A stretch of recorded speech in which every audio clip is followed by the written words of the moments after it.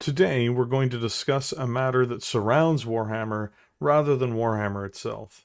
It involves the rise and fall of the inadvertently superb marketing system which helped propel Games Workshop to new heights, however, was then later destroyed by corporate behavior of the company, inadvertently reducing their growth significantly after several years of incredible success. The company had a good thing going on without fully realizing the ecosystem that had been built around them. Indeed, it was almost as if there were a wheel, a pulley, a system drawing people in and rolling the product towards them that went unrecognized, at least internally at the organization. The beginning of the marketing wheel that had formed started years ago, with the very passionate community built around the company. Games Workshop itself had very little true marketing outside of White Dwarf, and they had been asleep at the wheel in terms of their copyright use for some digital products. This is because they didn't really have much to do with those digital products at all. When it came to video games and other licensed content, it would be the content creator who would enforce their copyright claims, not Games Workshop. This left an opening and opportunity for something truly unique to come out, at least in terms of Western media, which is the beginning of the existence of fan projects on a very large scale. Fan projects have existed in various forms for an incredibly long time, not just with Warhammer, but with a series of other franchises. Some companies embrace them, and some companies attempt to fight to the death for their intellectual property. It depends on how the organization views if this is healthy for their business. In this case, I'm going to explain at least part of the argument, in the broken terminologies that I know, to go over why in general it's better for business to let people do what they are doing with fan projects. Prior to that, let me state that Games Workshop and their marketing and legal teams are trying to crack down because they don't believe this is the case. They see value somewhere else in regards to their intellectual property. So discouraging fan content is what they may be attempting to do to add value to the company. This is not being done out of malice. It is being done out of an attempt to fulfill their obligations, such as their fiduciary responsibility. When fan creations and content creators build up communities and build up media assets, this has a knock-on effect of providing immense amounts of free marketing. Marketing is an extremely tricky thing. Huge media campaigns and multi-million-dollar media campaigns can have very minimal impact on bringing in new people in many instances, depending on the products and campaign. But word of mouth, i.e. people who you know and trust, spreading the word of your product is the most effective marketing there is. It's organic, it's trusted, and best of all, it's baked into the cost of your other products. If someone loves a novel series, say the Soul Hunter trilogy, and tells their friends to read or buy the books on their recommendation, this leads to new sales without having to do much marketing or promotion yourself. Things that would cost money otherwise. To go further into detail, with the advent of the internet and social media, word of mouth spreads much faster than before, and the reach of this has extended to well beyond anything a person could have done before, even 15 years ago. Content creators will create trust with an audience and spread the word of various projects. This has been perverted in many industries, where paid promotions will go to individual influencers for products they've not used. Influencers themselves are really marketers. They are just marketers of the self. They often work in collaboration with various brands in order to receive payments. The best influencers will choose very carefully who they choose to associate with, however, and will recommend brands they genuinely like as to not betray the trust of their audience. Crypto rug pulls are the best example of the opposite of this, where influencers recommend terrible crypto assets and are paid, but then they push that cost onto those who trusted them, who are now left holding the bag. Why have we segued this far from Warhammer? It's to give an idea of how the system works, or to quantify it for the audience. I do apologize as I don't wish to be patronizing, but this is a longer subject than I normally cover on this channel, and it has a lot more depth to it. We've talked about influencers, which are one component of the wheel I've named this video on, the circle of life of marketing. But where do the fan animations come in?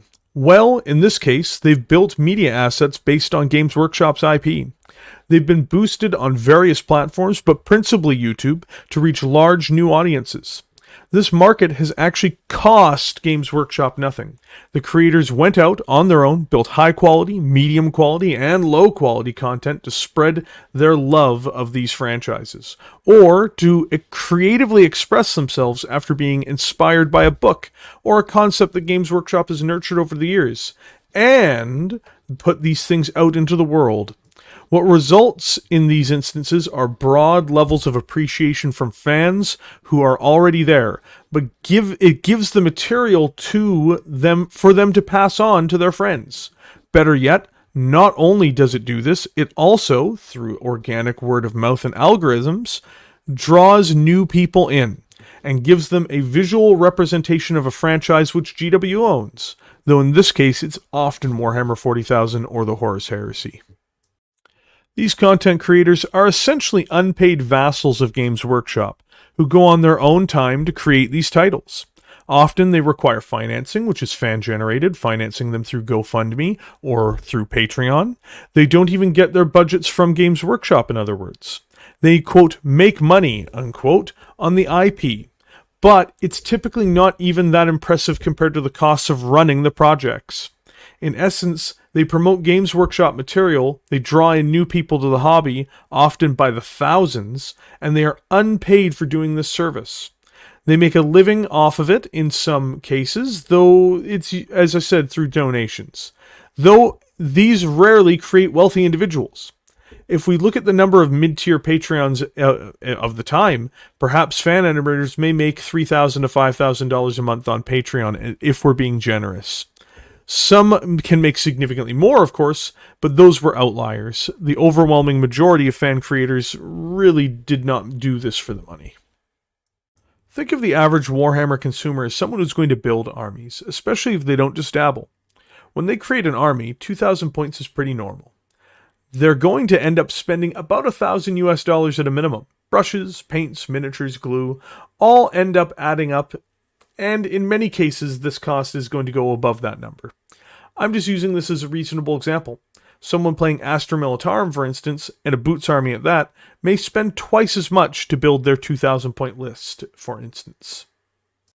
Remember also, based on Games Workshop's public numbers, revenue compared to profits begin to look like 30 to 50%. Now, this is a simplified way of looking at it, as some profits do come from licensing and other sources, but most of it really does come from the core product. There are other costs than just a box of miniatures, as the miniatures themselves have smaller costs than the company's overall margins, meaning they make more, but that's not factoring in the other costs outside of the box itself. It's still safe to say that a box's margins are around 50% approximately when all other factors are come into play. This means for every new customer, there's a chance for the company to make a very large return on investment, so long as the user feels invested themselves. Now let's dive deeper into this and say that fan creations draw in 10,000 people who'd never really been interested or involved with Warhammer before. Let's say further that of those 10,000 people, 1 in 100 build an army based on Warhammer or begin indulging the hobby. This has produced 1,000 new consumers. Some will be discouraged early on, perhaps half of them. So you'll have 500 new consumers from the animation, at least in terms of miniatures and models. Those 500 customers build 2,000 point armies. This creates $500,000 in revenue and $200,000 plus in profits over the course of their first major armies in the hobby. Now, these numbers aren't scientific, but they can definitely show you the growth potential in all this. Games Workshop is somewhat aware of this effect themselves, due to their biggest expansion of the fan base during the era of the first Dawn of War 2 games. They are also aware of their failure to exploit the massive success of Total War Warhammer, a huge error on the company's part. There were tens of millions of dollars, if not more, worth of revenue lost due to not having a product for people to go to as a result of Total Warhammer, but I digress. So the wheel would turn. New consumers who identify with Games Workshop products are brought in by influencers and more so by fan animations. They then begin to buy armies. Through positive word of mouth, they share fan animations and influencers with other friends online who may or may not get involved with the hobby as well. This spreads as a meme, not as an internet meme, but the actual scientific terminology of what a meme is. You. Yes, me.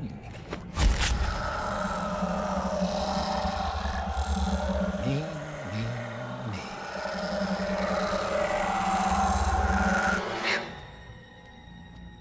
Me too.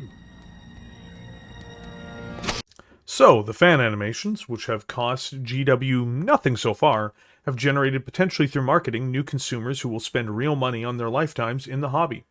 This is a great thing for the company. We can see when this activity really started to pick up in the communities that formed around it, and the large amount of growth Games Workshop benefited from. So, everything is good.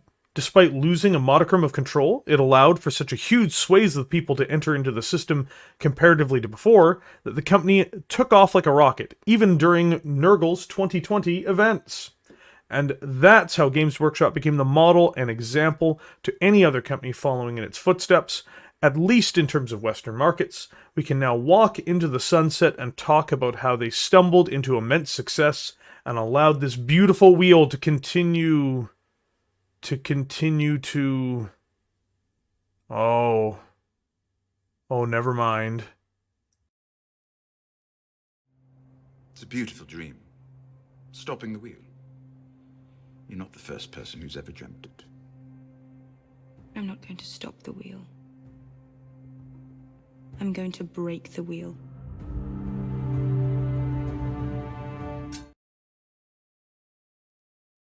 Though only a few creators received cautionary emails from Games Workshop, I suspect due to the complexities of fair use and parody as a defense for many of these fan works, the new overt position of Games Workshop as demonstrated by the revision of their intellectual property guidelines in the summer of 2021 is one of potential hostility towards fan creations of this nature. It went from being vague and leaving doors open for creators to have a gray area to survive in, to being much more on point that they do not approve. Now, some projects have continued forward and have not received much of an issue with the organization. This again is due to certain protections and complexities. A wrongful takedown of a project and even a legal battle could be disastrous for the company, especially upon a loss.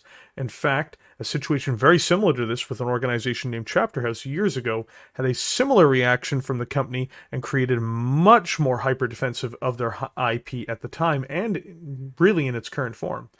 You may even be able to point to the Chapter House lawsuit as the moment Warhammer Fantasy Battle was killed, as it was almost impossible to copyright the majority of the material in the old world in such a way to defend it from piracy. Though, that is a story, perhaps, for another day or another video. The result of this has been a fracturing of the wheel. Though there are many who posted that they would boycott the product as a result of the attack on fan creations, most people already drawn into the ecosystem, even if outraged, usually won't participate in such a thing. Many did not go through with this, though perhaps in theory a more limited boycott may have impacted the launch of Warhammer Plus, another subject that may be getting its own video at some point sooner rather than later. The real problem isn't that this had an impact on Games Workshop losing clients. The shattering of the wheel, this accidental, beautiful marketing machine, one that came together naturally by a community hungry for involvement in this beautiful dark world of Warhammer 40,000, is what really shut off the faucet. What we can see from their own reports, even if downplayed, is that it's not that Warhammer and Games Workshop lost money, at least not how the average person would view a loss of money. An inability to grow over a year is considered a loss in the corporate side of life, for instance. It still did very well last year, all considering. Very well. Its stock did fall by double-digit percentage points, yes, but this was primarily due to a lack of the aforementioned growth, which is not always reflective of the value of the company, especially when making money. But now you can all see and you can all understand. The lack of growth has at least something to do with the implosion of Games Workshop's marketing. There are other components to this as well, including from GW internally. GW's marketing team seems to have been defanged in recent years, particularly after the departure of one Duncan Rhodes. They had an explosive year in 2020 for overall adoption, due to global circumstance, which may mean more purchases may have been made in that year that would have been otherwise delayed. There may be some variances as well, like 9th edition seemingly driving more casual players out, as well as an Age of Sigmar 3rd edition being a total disaster. But you can see online from thousands of people, and how many threads still emerge, even as I'm writing the script for this video, that a gigantic portion of people who've made big investments in the hobby, much as this video has laid out, poured their resources into Warhammer and Games Workshop because of those animations that in essence cost Games Workshop nothing. The only cost one could conceive was that they didn't want anyone else making even the most barest living off of their IP at all, likely viewing it as a form of theft. In other words, as beekeepers, they didn't just want the excess honey, really, which is the majority of the honey. They wanted all the honey. They didn't want to leave any left over for the bees, even though the bees did all the work to make the excess, and far more substantial money for Games Workshop in the process, really in the first place as well. What had been a symbiotic relationship, even if it was an unwitting one on all parties' fronts, has been broken. Even with the reversal of these policies, there would be suspicion and distrust in large portions of the community and among potential creators. It's created a needlessly antagonistic relationship with the people helping put the rocket beneath Games Workshop itself, which has contributed to a slowdown in growth and overall adoption in the hobby. Unintentionally, I suspect Games Workshop has destroyed the most valuable marketing asset in the history of the industry, an industry with a history older than Games Workshop itself. New technology and skills used by their own consumers had created new consumers in ways that the company 20 years ago would have not viewed as being possible at this scale. It was a moment in time, even if it was seemingly a brief one, where a community propelled a property comparatively to new heights without much to any involvement from the core company. In short, Games Workshop will be fine. Its growth has been slowed, it's killed a system that literally cost them nothing and made them money, and it's extremely disappointing and confusing that this was allowed to occur. One might call these kinds of actions, charitably, a series of mistakes. Thank you for joining me here today. I have at least one other large format video planned that will be made in the same style. If you enjoyed this content, please consider liking the video, and please consider subscribing to the channel. Also, consider leaving a comment with your thoughts. I'd be interested in hearing what your input. We also do live streams on this channel every single day, and we'd be excited to have you join us. With that being said, I have been the Big Red Bear. Have yourselves a great day, and we'll look forward to seeing you next time.